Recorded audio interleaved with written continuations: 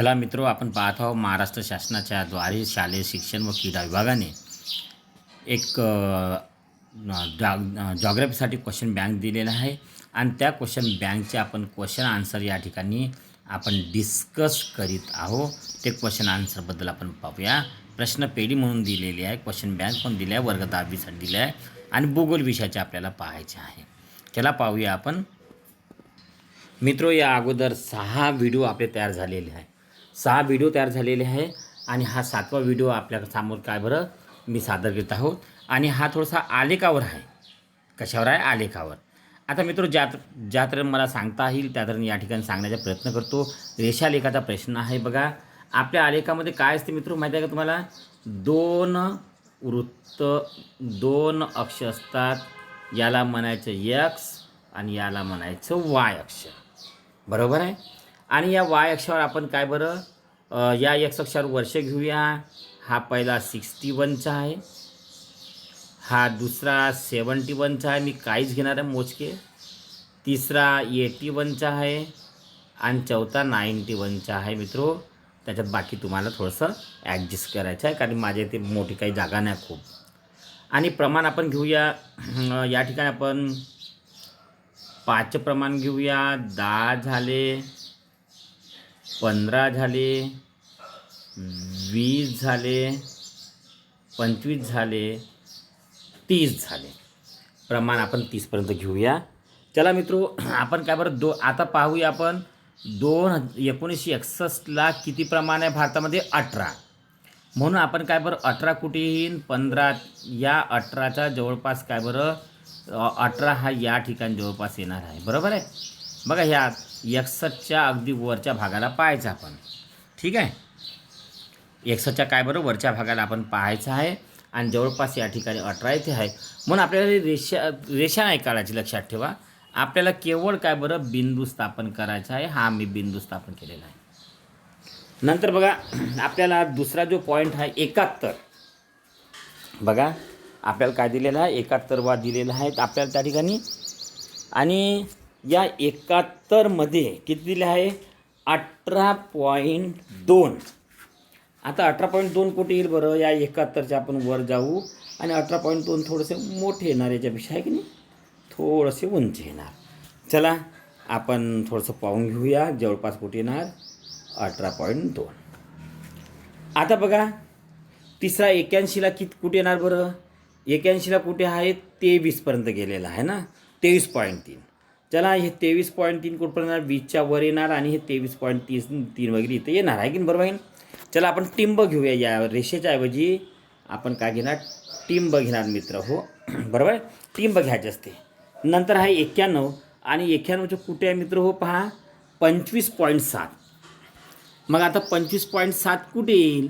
91च्या याच्यात 25.7 म्हणजे अगदी 25च्या वर येईल मित्र रेषा ना. चला आपण याला टिंबाच्या याच्यात घेऊया. बरोबर आहे. हा इथे येईल. बघा, 91 झाल्यानंतर किती बरं? 2001 आहे. 01. माझ्याकडे थोडीशी जागा आहे, तेवढी म्हणून लिहितो आहे मित्र. बघा, 27.8. 27.8 कुठं जाणार बरं? या ठिकाणी 25 आणि हा 27.8 जाणार. बरोबर आहे. चला टिंबाच्या रूपात घेऊया आपण. या ठिकाणी टिंबाच्या रूपात घेऊया आपण थोडंसं.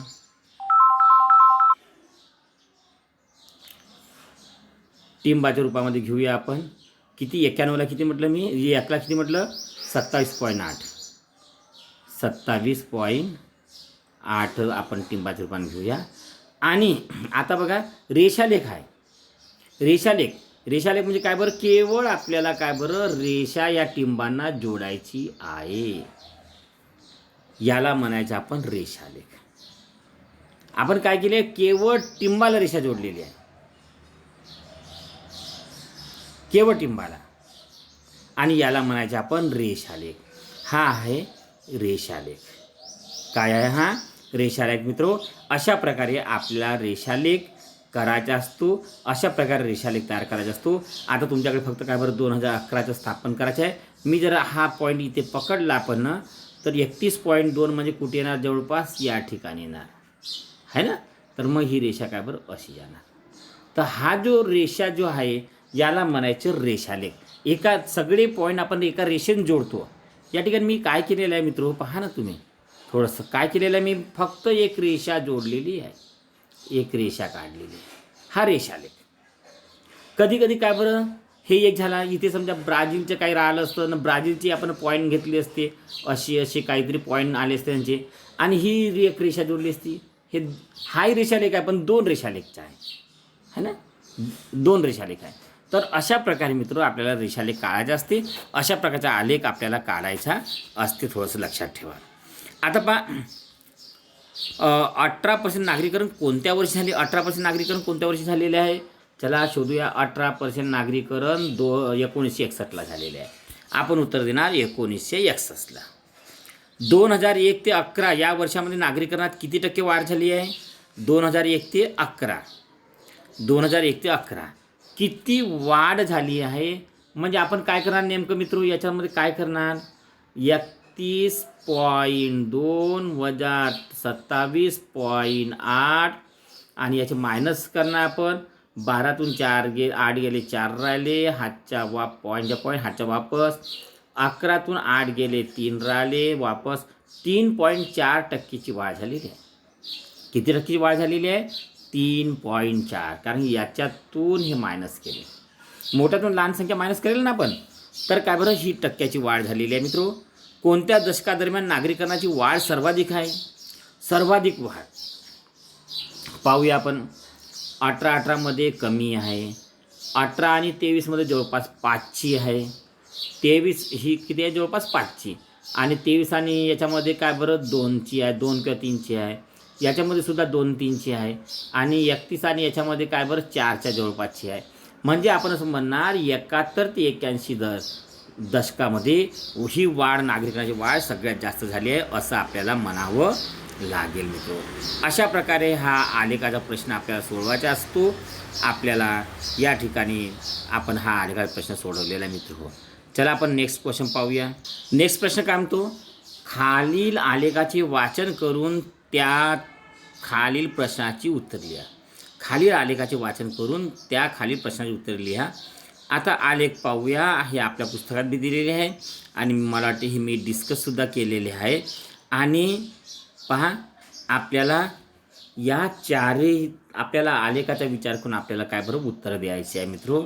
चारही शहरातील तापमान कोणत्या महिन्यात सर्वाधिक आहे, चारही शहरातील तापमान. आता जर तापमानाचा जर विचार केला आपण ना, तर या म्याना शहरामध्ये सर्वाधिक तापमान, कारण बघा कमाल तापमान 5 आहे बरं, आपल्याला लक्षात ठेवा लाल रेषा या महिन्यामध्ये येते आहे की नाही. म्हणजे कोणत्या महिन्यामध्ये आहे बरं, हे महिने कोणते आहे बरं, सप्टेंबर, ऑक्टोबर, नोव्हेंबर महिन्यामध्ये आहे. इथेही विचार केला आपण ना, तर हेच महिने आहे, जवळपास इतक्यातच तापमान आहे, सप्टेंबर, ऑक्टोबर, नोव्हेंबरचे महिने आहे. याचा जर विचार केला आपण ना, पोरले हे याचा विचार केला तर आपल्याला सर्वाधिक तापमान या जानेवारी फरवरीमध्ये मिळते आहे. याचा विचार केला तर काय बरं, जानेवारी फरवरीमध्ये मिळते आहे. रिओ दि जेनेरो येथे जानेवारी फरवरीमध्ये असते. अशा प्रकारे चारही शहरातील तापमान कोणत्या महिन्यात सर्वाधिक आहे आपण सांगितलेलं आहे. शहराचे नाव लिहायचं आणि तापमानाचे सर्वाधिक तापमानाचे महिने लिहायचे आपल्याला, बाकी काही लिहायचे नाही आहे त्याच्यामध्ये. दिलेल्या शहरात जास्त पाऊस कोणत्या महिन्यात पडतो. आता या म्याना शहरामध्ये म्हणेल मी, तर काय बरं सर्वाधिक पाऊस काय बरं जानेवारी, फरवरी, मार्च महिन्यात पडतो आहे इथं. इथे पण काय बरं वेलेम शहरातसुद्धा मार्च महिन्यात पडतो मी सांगणार. याच्यामध्ये मात्र मी काय बरं ऑक्टोबर, सप्टेंबरमध्ये पडते म्हणून सांगणार. यामध्ये सांगते मात्र मी काय बरं डिसेंबर, जवळपास डिसेंबरमध्ये सांगणार. आणि आपल्याला काय बरं तो शहर लिहायचा आणि पाऊस केव्हा पडते ते आपल्याला लिहायचं आहे. ब्राझीलमधील पर्जन्य ऋतूचा कालावधी कोणता, पर्जन्य ऋतूचा कालावधी कोणता ब्राझीलमधील. तर बघा मित्र, आपण या प्रश्नाचे उत्तर. तर मित्र काय म्हणतं, ब्राझीलमधील पर्जन्य ऋतूचा कालावधी कोणता. आपण जर विचार केला या ठिकाणी आपण पहा, पर्जन्य ऋतूचा जर आपण कालावधी केला तर लक्षात ठेवा हा स्टार्ट झाला आहे नोव्हेंबर, डिसेंबर, जानेवारी, फरवरी, मार्च, एप्रिल आणि मेपर्यंत हा या म्याना शहराचा पर्जन्य ऋतूचा कालावधी आहे. म्हणजे आपल्याला म्यानास शहर आणि पर्जन्य ऋतूचा कालावधी आपल्याला महिने लिहावं लागणार आहे. तर बेर्लिन शहरामध्ये काय झालेलं आहे बरं, डिसेंबरमध्ये स्टार्ट झालेलं आहे पुन्हा, तर मेपर्यंत तिथे पडलेलं आहे. म्हणजे ब्राझीलच्या उत्तर भागामध्ये पर्जन्य कालावधी काय बरं, डिसेंबर ते मे असे जवळपास 6 महिने आपल्याला पाऊस पडताना दिसतो. मग मग आपण जर खालच्या याच्यात पाहिलं आपण ना, तर या ठिकाणी पोर्ले ॲलेग्रे ह्या कुठे आहेत, या भागाला आहे, समुद्र किनाऱ्यावरच्या भागात आहे. लक्षात ठेवा, पोर्ले ॲलेग्रे. आणि हा कुठे 12ही महिने पाऊस पडतो आहे. पर्जन्य कालावधी 12ही महिन्याचा आहे. आणि इथे सुद्धा काय बरं, आपल्याला थोडासा डिसेंबर आणि मेपर्यंत कालावधी, पर्जन्य कालावधी दिसतो आहे आपल्याला रिओ दी जानेरोला. म्हणजे इन ॲव्हरेज आपण जर विचार केला तर डिसेंबर ते मेमध्ये पर्जन्य कालावधी आहे ब्राझीलमध्ये, आणि पोर्ले ॲलेग्रेचा विचार केला तर मात्र 12ही महिने पाऊस या ठिकाणी पडतो आहे. आपल्याला अशा प्रकारचे उत्तर आपल्याला द्यावं लागणार आहे मित्रो. नंतर बघा, कोणत्या शहराची तापमान कक्षा सर्वाधिक आहे व ती किती आहे. आता तापमान कक्षा म्हटलं तिथे काय बरं, इथे बघा ह्या म्यालास शहरामध्ये बघा तापमान कक्षा म्हणजे मिनिमम टू मॅक्झिमम आहे ना. तर याच्यामध्ये आपण जर पाहिलं तर जवळपास हा किती बरं 22 ते जवळपास 31पर्यंत आहे ना, नाही 34-35पर्यंत आहे.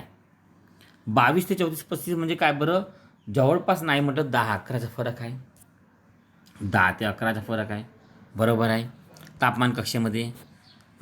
इथे आपण विचार केला तर यामध्ये आपण जर कमीत कमी पाहायला आपण ना, तर जवळपास म्हणजे 22 पासून तर काय बरं 30-32पर्यंत आहे.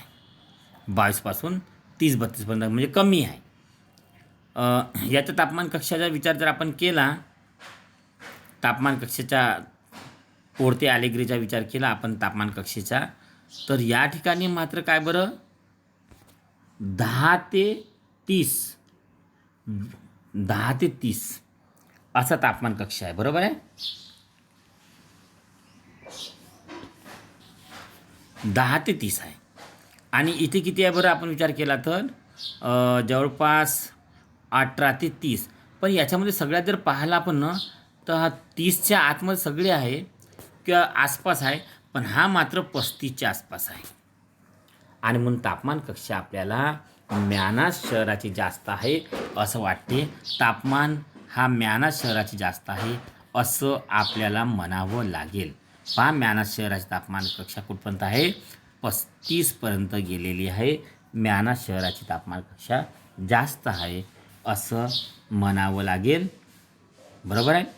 म्हणजे जवळपास म्हणजे नाही म्हटलं तरी 35च्या आसपास गेले, म्हणजेच काय बरं 33पर्यंत असायला पाहिजे असं मला असं वाटते, 32-33पर्यंत. तर अशी ही मोठी तापमान कक्षा या ठिकाणी आपल्याला दिसते आहे म्यानास शहरात. रिओ दी जानेरोमध्ये सर्वसाधारण कोणत्या प्रकारचे हवामान असेल. रिओ दी जानेरो पहा, रिओ दी जानेरो यामध्ये काय बरं सर्वसाधारण म्हणजे काय बरं दमट स्वरूपाचे असेल वातावरण. का बरं दमट स्वरूपाचे असेल, कारण वर्षभर त्या ठिकाणी पावसाळा आहे, म्हणजे वाफ आहेच, बरोबर आहे की नाही, बरोबर आहे. आणि तापमानामध्ये विशेष प्रकारचा फरक नाही आहे जास्त. मिनिमम तापमान आणि मॅक्झिमम तापमानामध्ये फरक जास्त नाही आहे. म्हणजे काय बरं थोडेसे एक आणि काय बरं 30 वातावरण म्हणजे काय बरं एकदम कडक नाही आहे, म्हणजे सौम्य प्रकारचे वातावरण असायला पाहिजे त्या ठिकाणी, बरोबर आहे. म्हणजे पावसाळा आहे, वर्षभर पाऊस पडतो म्हणून दमट स्वरूपाचे, आणि जास्त ऊन पडत नाही म्हणून सौम्य स्वरूपाचे असे तापमान या ठिकाणी रिओ दी जानेरोमध्ये असायला पाहिजे असं मला म्हणायचं आहे. नंतर बघा, सांख्यिकी माहितीच्या आधारे बहुरेषालेख तयार करा व खालील प्रश्नाची उत्तरे लिहा. बहुरेषालेख आला आहे मित्र हो, मगाशी मी तुम्हाला सांगितलं होतं आणि या ठिकाणी आलेलं आहे बहुरेषालेख. खूप छान गोष्ट आहे. आपण पुन्हा आलेखाकडे वळूया. आपण आलेखाकडे वळूया आणि या आलेखानंतर आपला कदाचित व्हिडिओ आपल्याला एंड करावा लागणार आहे. चला पाहूया आपण आलेखाकडे. हा मित्र हो आपला एक्स अक्ष, हा वाय अक्ष, बरोबर आहे. या ठिकाणी आपण 69 घेऊया, तुम्हाला पूर्ण लिहायचे आहे. मला त्रास होतो लिहायला म्हणून तुम्हाला माहीत आहे आणि म्हणून मी फक्त लहान म्हणजे फक्त 2च अंक लिहितो आहे. नंतर 10 आणि नंतर 16 आहे मित्रो या ठिकाणी. बघा लक्षात ठेवा, आपण प्रमाण किती घ्यायला पाहिजे आणि आपण प्रमाण 40-50 आहे म्हणजे आपण 10चं प्रमाण घ्यायला पाहिजे. हा 10, हा 20, हा 30, हा 40 आणि हा 50 आहे. पहिल्यांदा आपण काय करणार मित्र हो, भारताचे पहिल्यांदा आपण भारताचे बिंदू आपण स्थापन करून घेऊया. त्यासाठी मी थोडासा कलर चेंज करतो आहे. कलर चेंज केला आहे मी आणि आपण बिंदू घेऊया. 70ला किती आहे बरं? 8 आहे. पहिल्यांदा आपण 70ला 8 घेऊया पहिला बिंदू. बिंदू कसा घेतो आपण मी सांगितलेलं आहे. 80ला किती घेतलं आहे? 15. 80ला 15 म्हणजे या ठिकाणी जवळपास येणार. बरोबर आहे, समजून घ्या. आलेखाच्या ह्याच्यात तुम्ही केलं तर बरोबर येणार आहे. 90ला किती आहे? 18 म्हणजे 90ला थोडंसं वर येणार आहे 18. बरोबर आहे. 2000ला किती? 28. 28 म्हणजे या ठिकाणी जवळपास येणार आहे. या ठिकाणी जवळपास येणार आहे. 2010ला 50.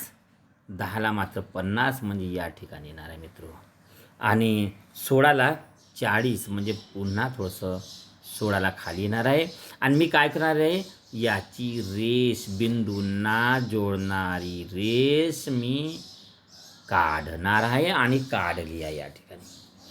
आता मी कलर बदलवतो आणि दुसऱ्या प्रकारचं काय बरं घेतो आहे. आता मी बिंदू कशा स्थापणार आहे? ब्राझीलचे.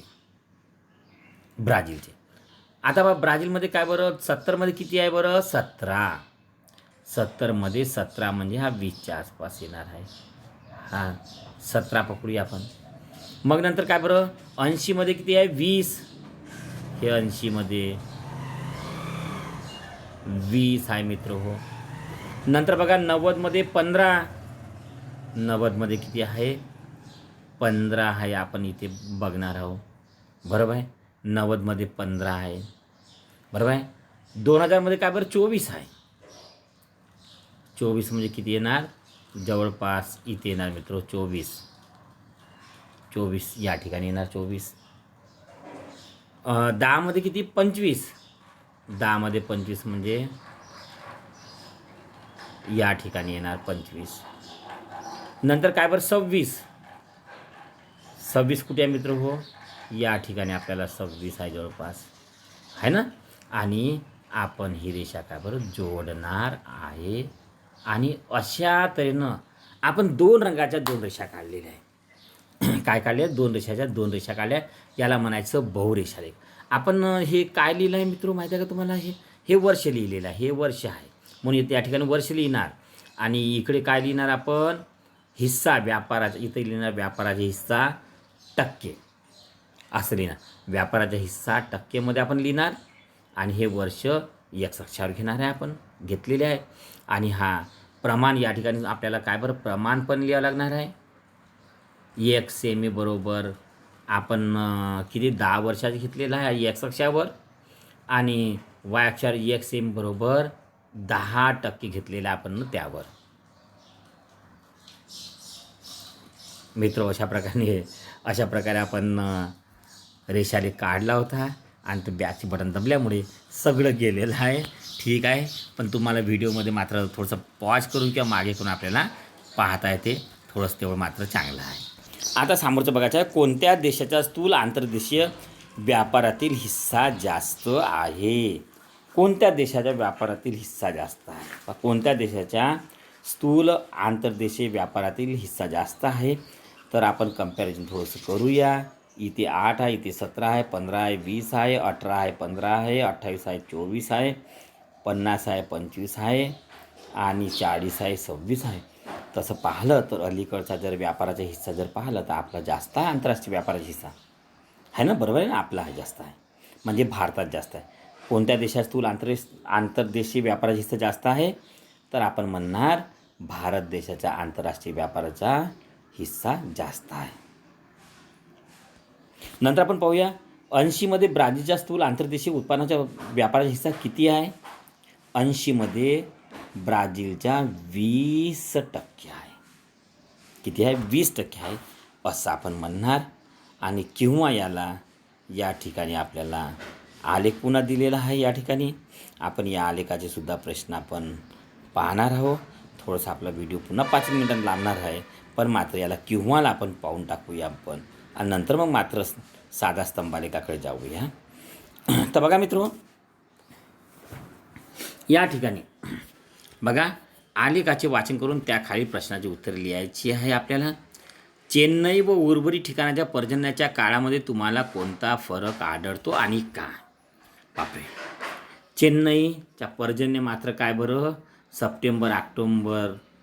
सप्टेंबर नंतर आहे, आणि बाकी पर्जन्य आपल्याकडे मे पासून तर ऑक्टोबरपर्यंत आहे मित्र. बघा, जून जुलै ऑगस्ट सप्टेंबरपर्यंत आहे, तर जून जुलै ऑक्टोबर नोव्हेंबरपर्यंत आहे. आता चेन्नईमध्ये काय बरं, पावसाळा संपून जातो. ह्या तिन्ही शहरामध्ये पावसाळा संपून जातो आणि त्यानंतर चेन्नईमध्ये पावसाळा सुरू होत असतो. आता असं का होते मित्र, आपल्याला थोडंसं समजून घ्यायचं आहे.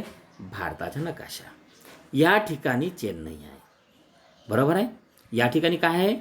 चेन्नई आहे. थोडंसं लक्षात घ्यायचं आहे मित्र. आता काय होते, या ठिकाणी सह्याद्री पर्वत आहे.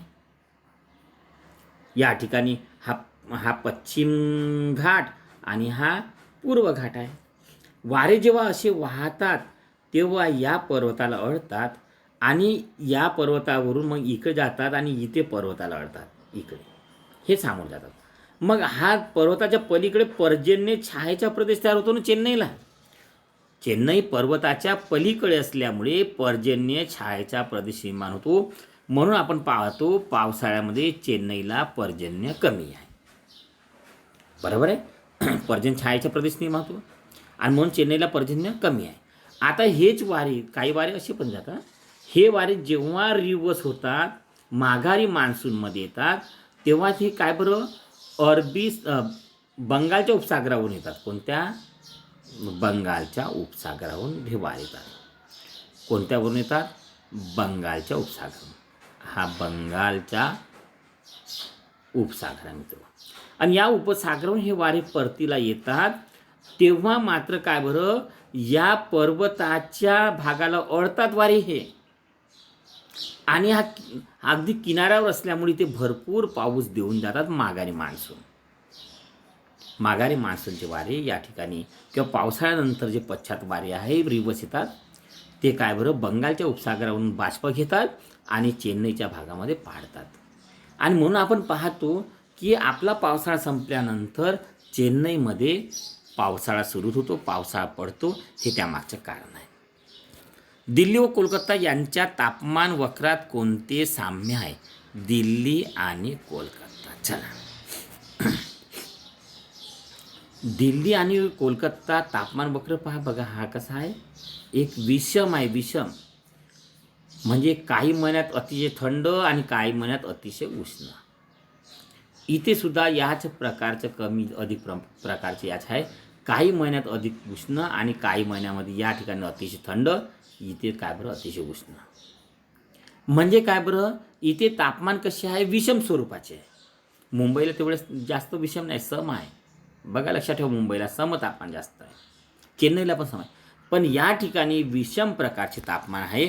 आपल्याला असं म्हणावं लागेल का, म्हणजेच काय बरं, उन्हाळ्यामध्ये तापमान वाढते आहे आणि हिवाळ्यामध्ये मात्र तापमान काय बरं कमी राहते आहे, असं आपल्याला या ठिकाणी दिसते आहे. ठीक आहे. नंतर चारही शहराची सरासरी कमाल व किमान तापमान कक्षा काढा. कमाल व किमान तापमान काढा. तर बघा, येथून काय करायचं आपल्याला, हा जो मॅक्झिमम आहे आपल्याला, हा जो मॅक्झिमममधून हा मिनिमम कमी करायचा आहे. मॅक्झिमम म्हणून काय बरं आपल्याला मिनिमम करायचा आहे, कमी करायचा आहे, आणि आपल्याला या कक्षा मिळणार आहे. लक्षात ठेवा, समजले का? या कक्षा आपल्याला मिळणार आहे, लक्षात ठेवा. तर आपण जर विचार केला दिल्लीचा जर विचार केला, तर कमाल आणि किमान किती आहे, 6 पासून तर जवळपास 41 पर्यंत आहे. किती आहे, 6 ते 41. ही किमान आणि हे कमाल तापमान कक्षा आहे. कोलकात्याचा विचार केला तर किती आहे, हे जवळपास 10 आहे, म्हणजे 10च्या खाली 9 ते किती म्हटलं 9 ते, आणि इथे 35 36 जवळपास 37 येऊ शकते.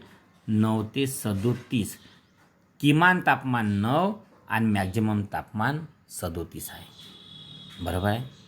मुंबईचा विचार केला तर किमान तापमान या ठिकाणी तुम्हाला दिसते आहे 14च्या जवळपास. बरोबर आहे का? 16 14 नाही, 15 नंतर म्हणजे 16च्या आसपास 16. आणि हा जो जास्त जो तापमान आपला आहे हा 35च्या जवळपास आपण जर विचार केला आहे तर 34 पकडू शकतो आपण. 34 अशी तापमान कक्षा आहे.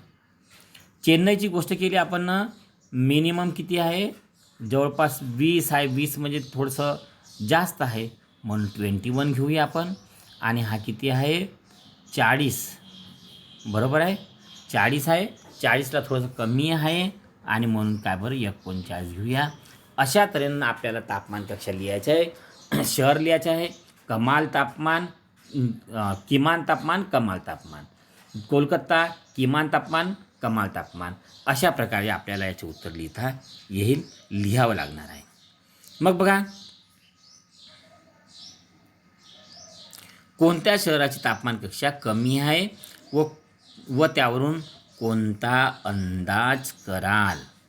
आपण जर विचार केला, दिल्ली, कोलकाता, मुंबई हे शहरं 4 शहरं आहे आणि याच्यात आपण तुलना केली तर आपल्याला काय लक्षात येतं की चेन्नईची तापमान कक्षा कमी आहे. कारण काय बरं, 21 ते किती आहे पहा, थोडंसं 21 ते जवळपास 39 आहे. 21 ते 39 आहे असं तापमान आहे. आणि आपण याच्या जर रेषा काढल्या असं समजा आपण मॅक्झिमम मिनिममच्या का जास्त अंतराच्या नाही आहे. म्हणजेच आपण असं या करू शकतो की इथलं तापमान सम प्रकारचं आहे. लक्षात आहे, जास्त फरक नाही ना, आणि म्हणून याला काय बरं सम प्रकारचं आपण म्हणणार आहोत. चेन्नईचे तापमान मात्र इतरच्या मानाने सम प्रकारचं आहे असं आपल्याला म्हणावं लागेल.